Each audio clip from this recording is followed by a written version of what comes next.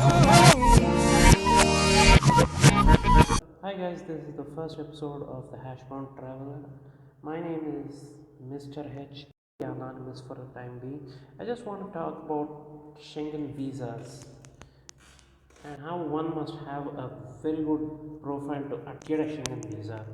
See, I just want to give my personal experience about a Schengen visa, which I had applied for the first time in my life. This is for both the tourism purpose and for a family purpose. So the story goes like this. I have a relation who lived in Spain and she was doing her higher studies there.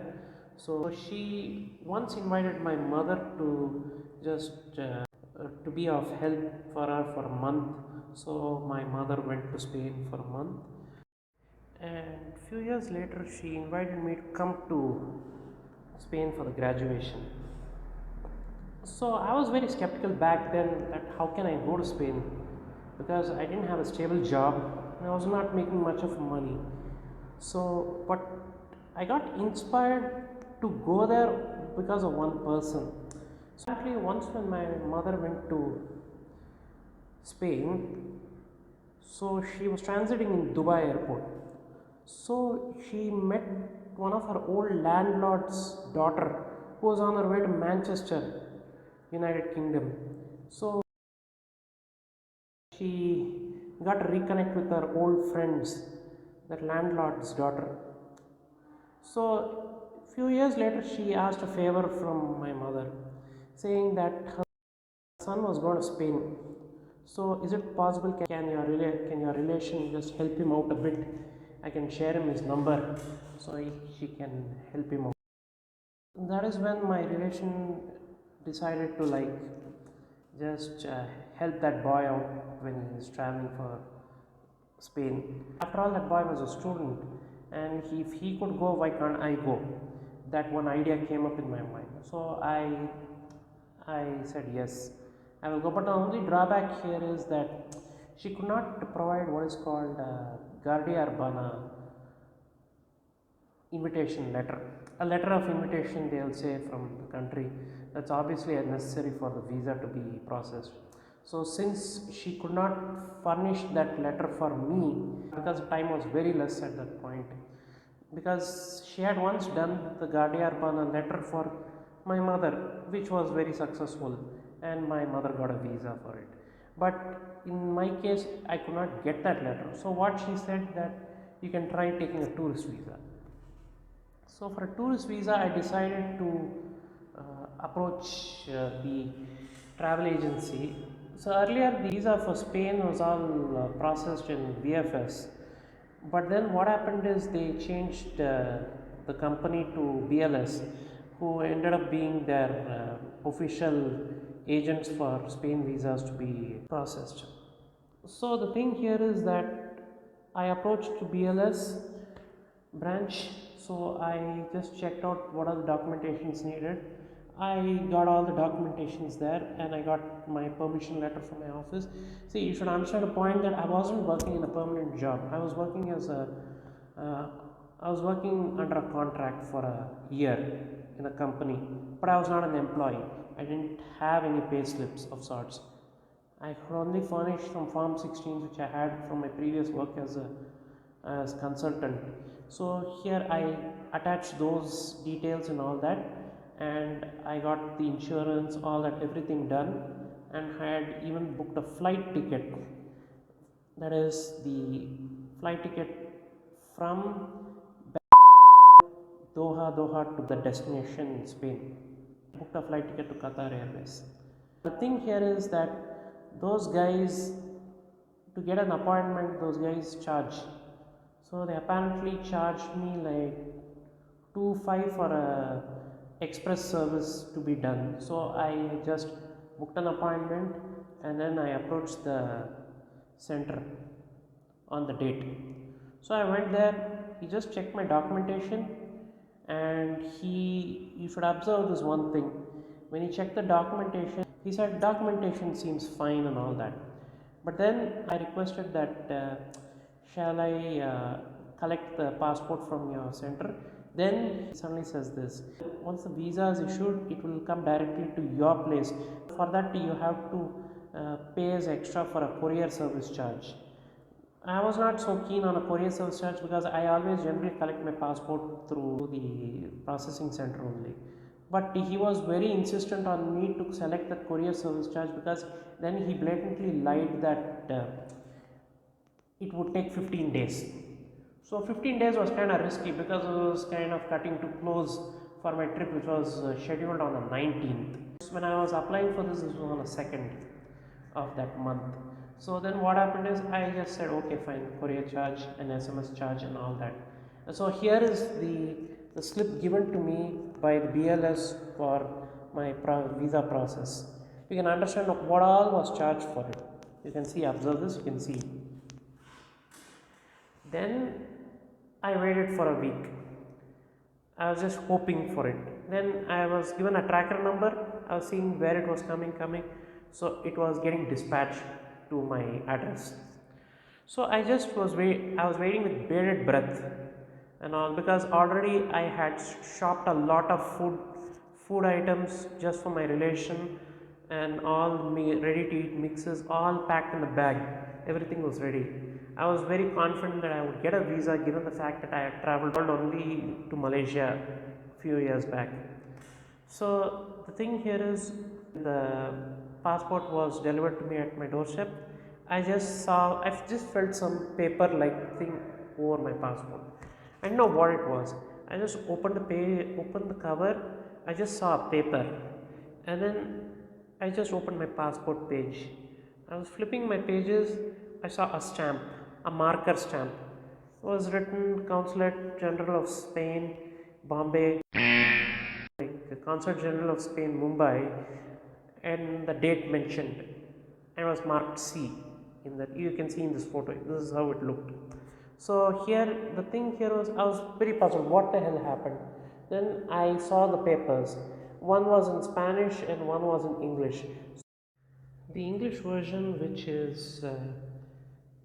is mentioned as refusal, annulment, revocation of visa, with the European Union flag on it.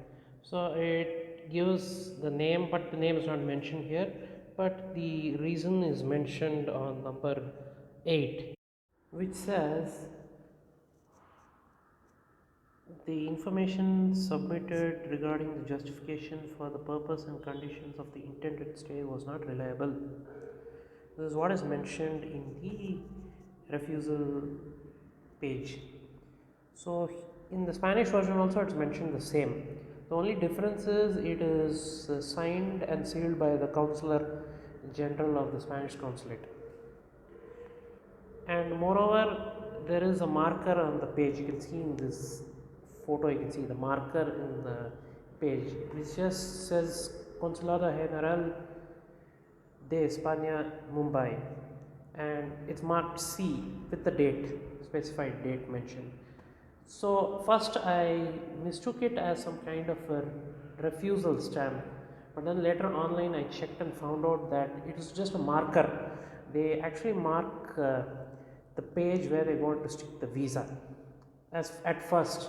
So once the visa is approved, they will stick the visa over the marker, hence covering the marker of the page. So that's how it goes. So literally it was very devastating for me to have a refusal for the first time in my life. I was very depressed and all that.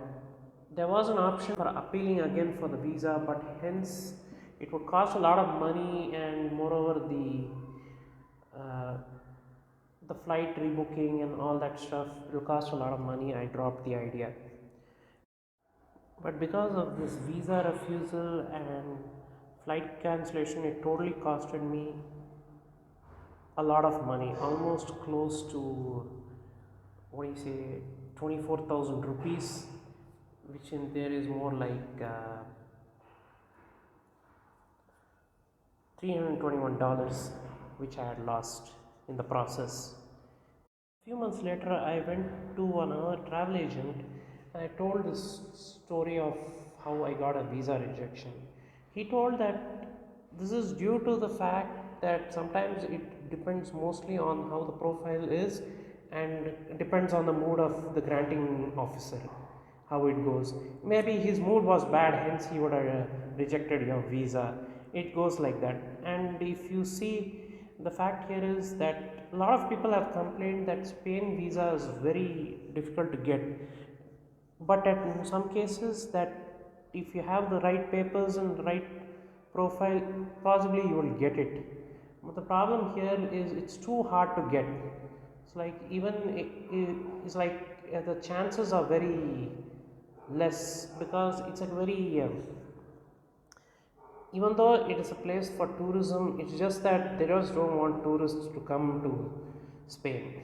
That's what. And moreover, it's just like that. The usual mentality of how Schengen visa operates. They always think that if you have a Schengen visa, you'll just not abide to the rules of the visa and you just try to illegally immigrate to the European Union and try to live a life there. They always live in that tension all the time. Most of them always say that whenever the Indian tourists who go to Serbia, since Serbia has a visa-free policy there, these people try to cross the borders to Croatia, which is the European Union, the gateway to the European Union. A lot of things have happened there, and even the Serbian immigration is also trying to tackle the problems regarding illegal immigration and all. To clarify this doubt, I approached that old landlord's daughter who my mother met in Dubai airport. I got her on the phone. I just messaged her saying that I got a visa refusal and all that. How did your son get the visa? So she said that my son actually went through my office travel agent who helped him out to get the visa.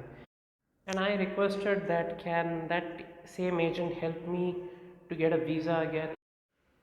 She went very defensive on it. She said that that travel agent won't help you because he only caters to only office employees only. And then I was thinking to myself, wait a second, that she may be the employee of that company, but she misused the office travel agent for her own personal benefit, I guess.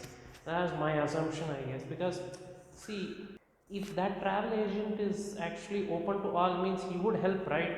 So, why is she being defensive? I still never know, even to this day.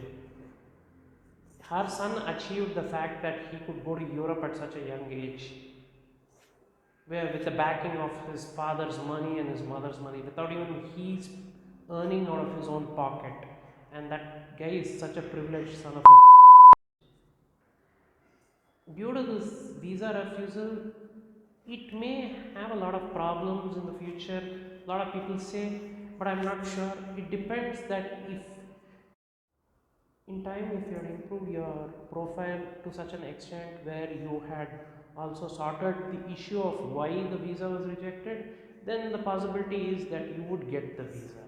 It depends also on what kind of position you are in and what work you are doing and all that.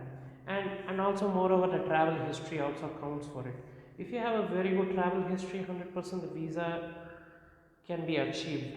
Depends, because the same travel agent who I had met regarding the visa issue, right? So he told me that had you had an American visa, chances are they would have given to you easily. But that's also literally a 50-50 kind of a scenario. It depends, because you can't just assume that maybe having an American visa you would get a Schengen visa, because a lot of people who even have all those visas still they won't get a visa.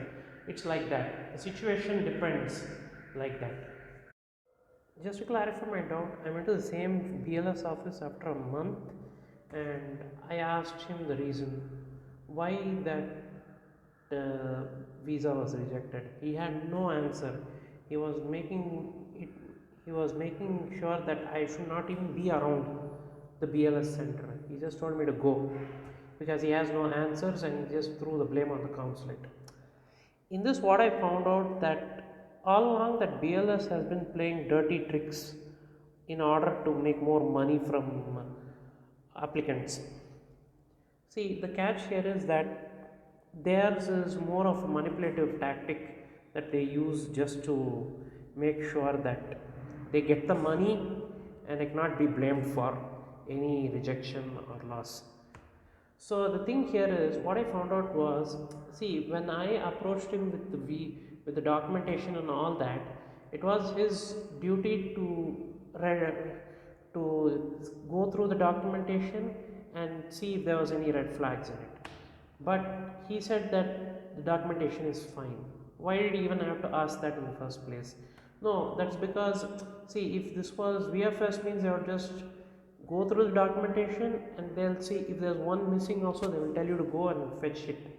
Or they'll say they cannot process it because of lack of documentation. It's all there. They are very well trained. VFS employees are very well trained in terms of processing visas. But BLS was very greedy. So the thing here is that they want to make sure that they should not they should not refuse the applicant, but they are getting the money. They are getting the money and they should not let go of that. So in their point of view, they know very well that the visa is difficult to get and the rejection rate is high. They know very well, but they won't tell it to the applicant because of the fact that they will back off and they'll go elsewhere. So the thing here is, they want to know how to they want to make money in this situation and they won't take blame for it. So if you ask me that if you want to apply, so if you ask me VFS is a good processing center in terms of visas, all kind of visas. Only for the Spanish visa and for other visas it is for BLS. But VFS has other Schengen countries in their list. So you can approach them all the time and they would give you good solutions in terms of visa application, all that. But BLS is BLS is very ill informed in terms of communicating on what is the correct documentation and what are the chances of getting a visa. Nobody gives advice there. They just want to make money, that's all. And that's how I learned it later, after so many months, that they would have done this kind of a dirty work. This is how it would have worked out. And moreover, that scenario I told you, know, that they just don't want the applicant to come again to that place to collect the passport, because you know that because they know that the end result, that he wouldn't have got the visa and he would pick up a fight with the BLS people. So to avoid this scenario only, that they always tend to prefer for courier charges, as the passport will come directly to the applicant's home and can avoid the BLS center, because BLS center will give that lame excuse of 15 days delay, because when you can get in 1 week, what is the 15 days delay? I still don't know. It's just an excuse just to scare off the applicant that he might be cutting it too close for his flight. So it's an excuse just to not face the wrath of the applicant. That's the thing. So through this, you would know that getting Schengen visas is difficult, but at the same time it's easy depending on what kind of a profile you have.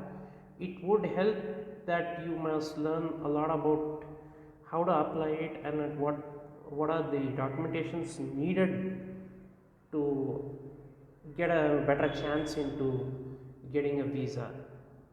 I hope you liked this episode. Please like, share and subscribe. The Hashbrown Traveller.